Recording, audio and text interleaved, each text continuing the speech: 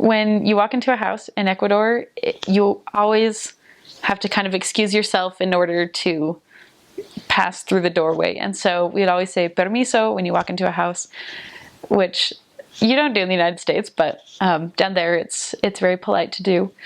Something that I wasn't prepared for was that everyone gives kisses on the cheek to each other when they greet.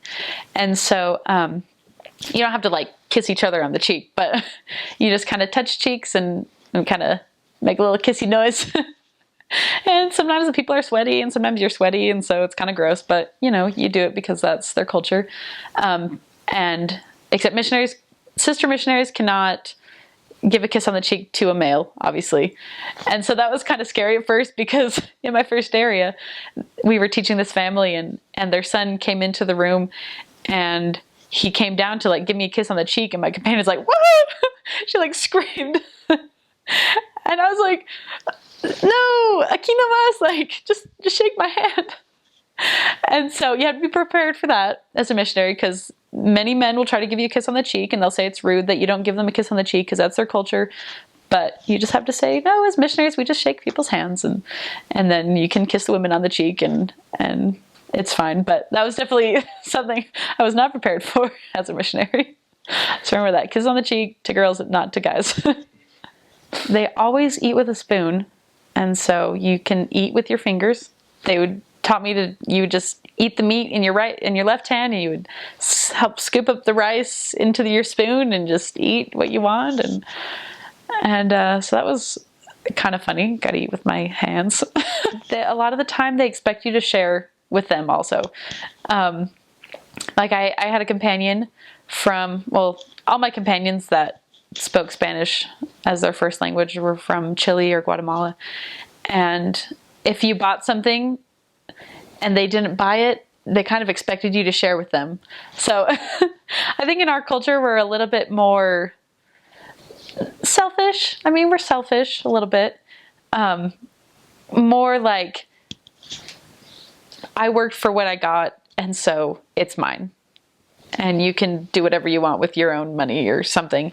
And so I bought a treat, and my companion's just kind of looking at me like, aren't you going to share? And I'm like, you have your own money, like buy your own.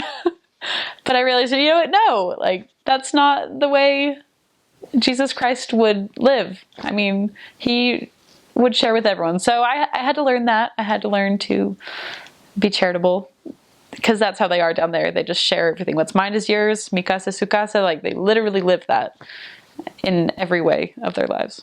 So about the culture, it's very different being on the coast and in the mountains. On the coast, the people are pretty crazy, pretty open. They just love everyone. Like they get to know you and then you're instantly friends. And they give everything they have. I mean, I remember this one family, they didn't have very much money at all. And they made this delicious dinner that they were going to eat. And we showed up on their door just to say hi and see if one of them could accompany us to visit their neighbor. And they said, "Oh, come in, sisters." And they gave us their dinner. And then they made themselves just a rice with a fried egg on it.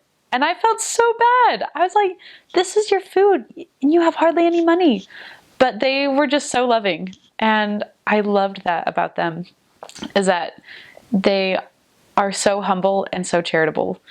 And they can be crazy, but they just give everything they have.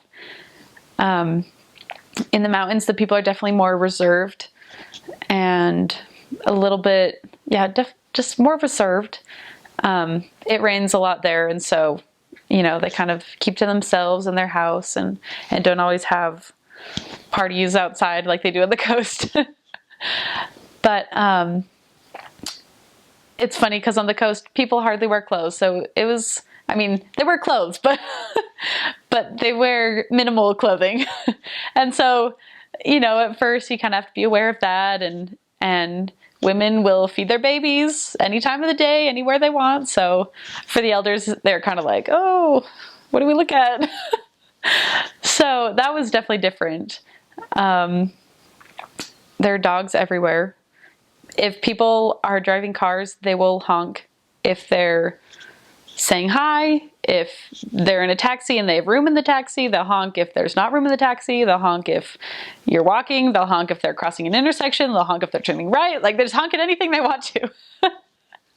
And so that was kind of exciting. Like, everyone's just honking for nothing. I'm like, what's going on? They have a lot of traditions down there. A lot of people are Catholic. And so mostly Easter traditions. They, like on Palm Sunday, everyone's out selling palm leaves and